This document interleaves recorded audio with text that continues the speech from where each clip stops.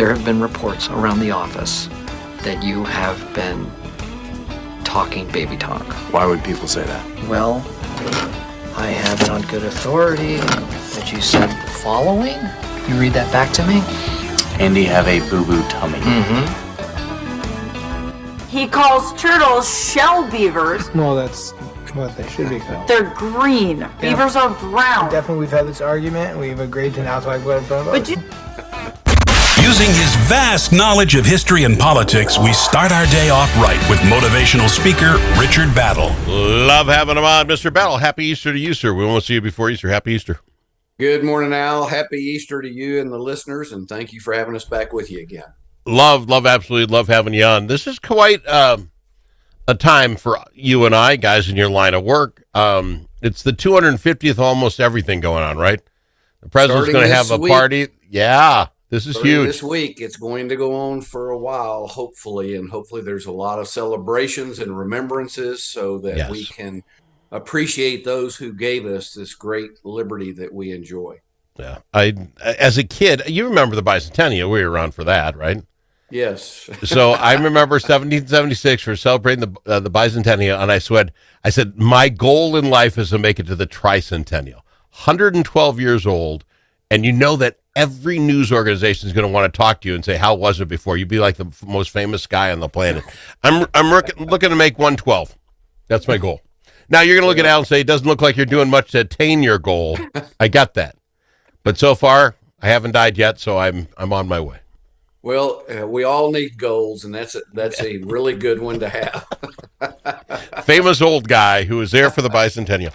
Now, 250 is a big deal. It really is. I think the president's been talking about throwing an unbelievable 4th of July party and stuff like that.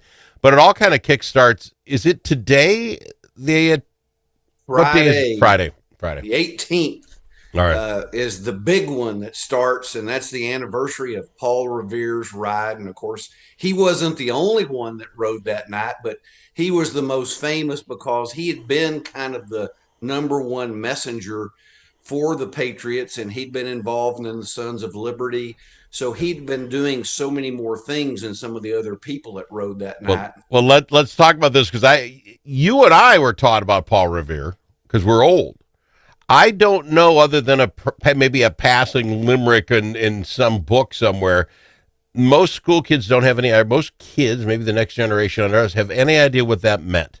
How did the ride start? What was the ride about? And like you said, we know about Paul Revere. The other schmoes did just the exact same thing. Zero recognition. Well, there was a concern that the British were going to try to arrest Samuel Adams and John Hancock, and they were in Concord, Massachusetts, outside of Boston. And so they set up this message system that if the British came out, that they would ride to warn the cities that the British were out and coming after Adams and Hancock. And so they had the messaging set up in the Old North Church, which is still there and celebrated its 300th anniversary this week. 1 if by land, 2 if by sea, 3 if on the opposite shore shall be. That was their message. So and what did that mean for these kids? They were going to put a lantern up, right, at the top of the steeple. If there's one light, 1 if by land, 2 if by sea, and 3 by the other sea, or by the other side of the opposite shore shall be. Yes, and so that was the message. When they saw the lamps on the top of the church steeple, that was the message of how the British were coming and that they were coming. And Dr. Joseph Warren, who was later killed at the Battle of Bunker Hill before independence, he was the one that instructed the people to hang the lanterns. He was the ones that instructed the riders to go that night. Prescott and Dawes also rode, but Paul Revere was the most famous one because of not only he'd been the messenger, but because of the Henry Wadsworth Longfellow poem in 1861, which we learned in school, and you had to memorize part of it. And, it started out, "Listen, my children, and you shall hear of the midnight ride of Paul Revere." On April 18th in 75, hardly a man is still alive. Who remembers that famous day and year? Yeah, and so we did have to memorize it. Yeah, we had to memorize that. That is just hilarious that you're saying that because it's flashing back to 3rd grade. Yes. So what happened is the British start to advance. Paul Revere and these other writers leave from Concord. Is that where they were at? And then they left from flushed- Boston because the church steeple, the Old North Church, was in Boston. So they left from Boston and took different routes in case any of them were captured. And Revere was actually captured later in the ride, unlike Prescott and Dawes. But they put the signal up in the church. The ride did what? They were telling people, look at the church. What were they actually yelling and saying? What was their message other than look at the church? What's funny is after the war, the warning became the British are coming. But in those days, the Patriots were British also. And so the warning was the regulars are out. The regulars are out. And that the regular army was marching and coming their direction. And so they needed to be vigilant and to gather and be prepared. See, this is what I like and dislike about you, if I might be frank. So you go reading your books, and I tell you, I love history. I think I hang on to a lot of it. Dates are a little issue for me, but that's, trust me, just me.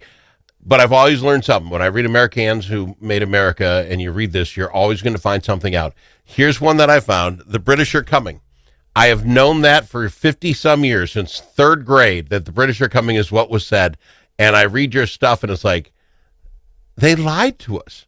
Why would they not tell us the regulars are out? Why am I finding out that all this time I had the message wrong? Why? Well, once we became Americans, they were the British were coming. I get, but you change history all up, and it's like, yeah.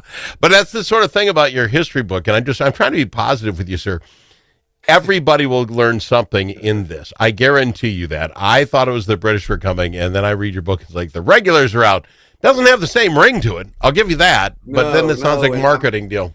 I mean, I love history too, and what was fun about writing AmeriCANS, Who Made America, and this is the first of the series, is that I learned a lot of things also beyond what I knew before. And so I tried to fill it with tidbits. There's over 250 quotes from the people, 40 profiles, and I tried to fill it with those things that people may not have known that describe those characters and their American-do spirit, because that can-do spirit's what I'm trying to celebrate and inspire in the current and future generations. So and I appreciate, again, like you say, I learned stuff, and I'm thinking, I thought the British are coming. I could have quoted that word for word.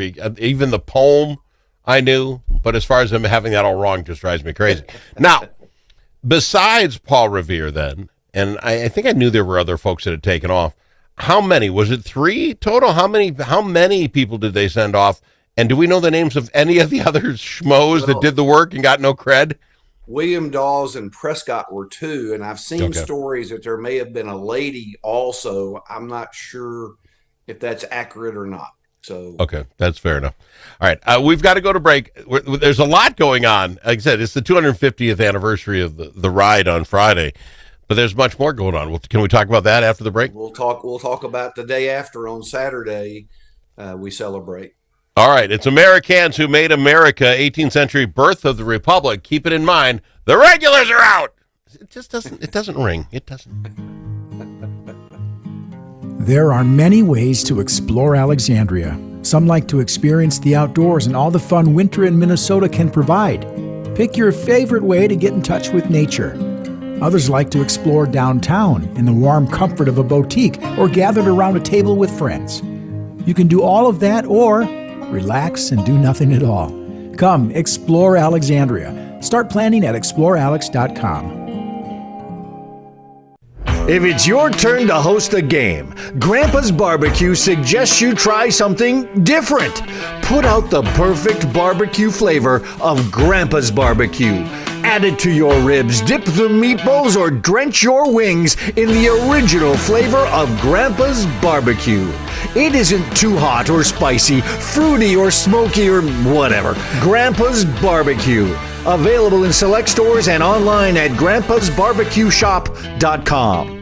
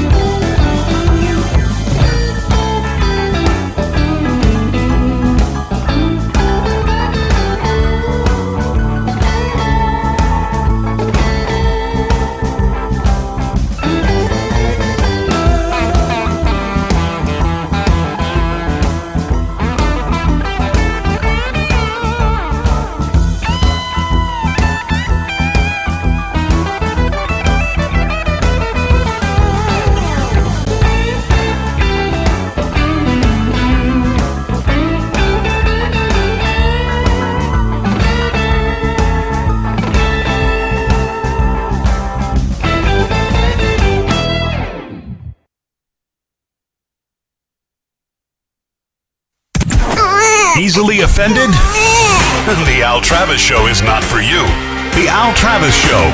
All sides are welcome. We've got a Mr. Battle in the program. He's the man who wrote it, AmeriCANS, Who Made America. Be sure to check it out, The Birth of the Republic. Sir, let me ask you this. Is it just because they talked like the jolly old English back then that so many cool quotes are made? You know, give me liberty or give me death, one is by land, two is by sea. Because I talk a lot. And I'm pretty sure I've never said anything that's going to stick around past, I don't know, the day after I pass. Well, I think that there were a lot of intelligent people that we were blessed to have brought together who gave us this great country. Did you just slight me there? Did you just slight me somehow? I'm not smart enough to catch that if that was. Okay. 250 quotes in AmeriCANS Who Made America. One of the ones for Paul Revere is, no matter what you do, you'll never run away from you. And to me, that's such a great quote for all of us, but especially for young people, because we have a tendency when negative things happen to run away. And Paul Revere is telling us, no matter what, we can never run away from ourselves. And so we might as well, as Joseph Warren said, act worthy of ourselves. See, that's what I'm saying. They all talk like that all the time. Dinners had to been fun. I mean, did you hear what Bob said? Okay, let's, the other thing. We had, of course, the ride of Paul Revere and others, that the regulars were coming. What happens the next day?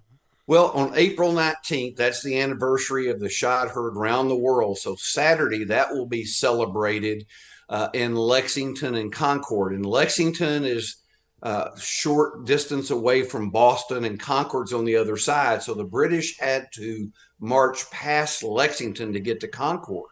Okay. And Captain John Parker captained the militia in Lexington. 77 of them were summoned out of their sleep that night after they got the warning, and they gathered at Buckman Tavern, knowing the regulars were coming their way going to Concord, but not knowing what would happen. And can you imagine standing there as a farmer or a barkeeper or pastor or a shoemaker or whatever, and waiting and not knowing what's going to happen when the greatest army in the whole world comes marching through your town on the way to Concord?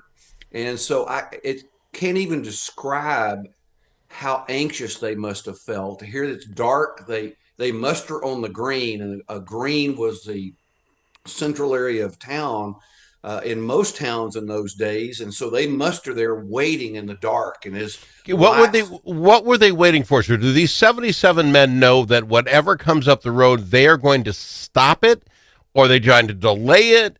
What did the 77 think? The British are coming, got it. Our job is what? This war hadn't started, right? No, it just been talk. It'd been all talk.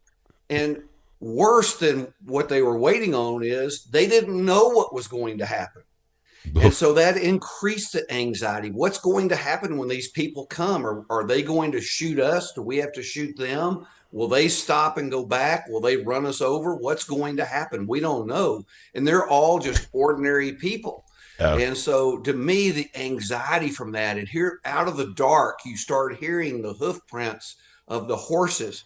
You start hearing the drums and the fife of the British Army, and then the footsteps marching on the cobblestone path. And just as day breaks, the British Army comes into view, and there's several hundred of them. And so they're outnumbered by these professional soldiers. And the British stop for a minute, and no one knows who, but a shot was fired. And then what broke out. And 8 patriots end up dying, and 1 British soldier was wounded before they went on toward Concord. At Concord, Adams and Hancock had escaped, and there was more fighting. But then as the British marched back toward Boston, that's when the fur really flew, because there were 300 British killed, only about 90 Patriots on that march back to Boston afterwards that day. And that's what ignited the War for Independence. And it stopped being talk and started becoming action on April 19th. So if I'm quoting you correctly here, we weren't in wartime yet. There were 77 guys who were trying to protect 2 people that the British wanted, and they stood in their path. We don't have a clue who fired the first shot, but that started what's ended up becoming America. Absolutely, because they've been talking for 10 years, 10 years complaining about the British. Captain John Parker of the militia said, stand your ground. Don't fire unless fired upon. But if they want to have a war, let it begin here. Well, he captained them there at the siege of Boston. 5 months later, he died of tuberculosis. So here he's leading these people. He's sick with tuberculosis, but yet he did his duty. And so that illustrates when we meet our destiny, how will we respond? And those people responded with courage. And sometimes we respond with courage, sometimes we don't, but we can learn and emulate and try to be better people from learning from our forefathers. I'll tell you, somebody's got to do a movie about all this. And the poor 77th guy. All right. So the British are coming. They're running down the road, riding the horse down the road. You see the thing. Let's all meet up at the grassy knoll. Bring your gun. And you're showing up. You're like, okay, what's going on? I know Bob told me I got to be here. This is a big deal. And Captain Parker comes out, says, stand your ground, don't fire unless fired upon. I'm like, all right, I can live with that. Yeah. But if they want war, it can start here. I'd be like, wait, what? I was just having a beer with Bob. Bob said, you know what I'm saying? I just wonder how many people had a clue what was going to happen next. And it doesn't sound like anybody did. I don't think any of them anticipated that a fight and a shot heard around the world would happen right there. Wow, that is amazing. And it seems strange to me that we don't know which side fired first. If the captain here said, don't fire, stand your ground, you presume that the English had fired first? Somebody got a little whooped up and crazy, and you know what I'm saying? The captain said don't. I presume then we're thinking the English did. I'm just guessing. Well, we don't know. And there's a really good movie. It was a TV movie made years ago. Tommy Lee Jones stars in it, called April Morning. And if you get a chance, watch that, because it's the only movie I've seen that really shows some of this. And it shows a patriot in the woods firing the first shot, but no one knows. All right. We only have 1 minute. How do I pick up your book again? I'm telling you, you're going to find something out about Americans' history you did not know. Americans Who Made America, 18th Century, Birth of the Republic. Pick it up. How do I do it, Mr. Well, all volumes at richardbattle.com are signed. If you want one inscribed as a gift, graduation, birthday, etc., email me, richard@richardbattle.com. After you order, we're happy to do that.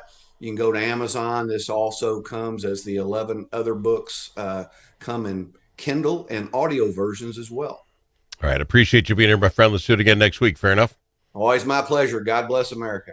God bless America. All the special interests are represented in St. Paul, but who speaks for you?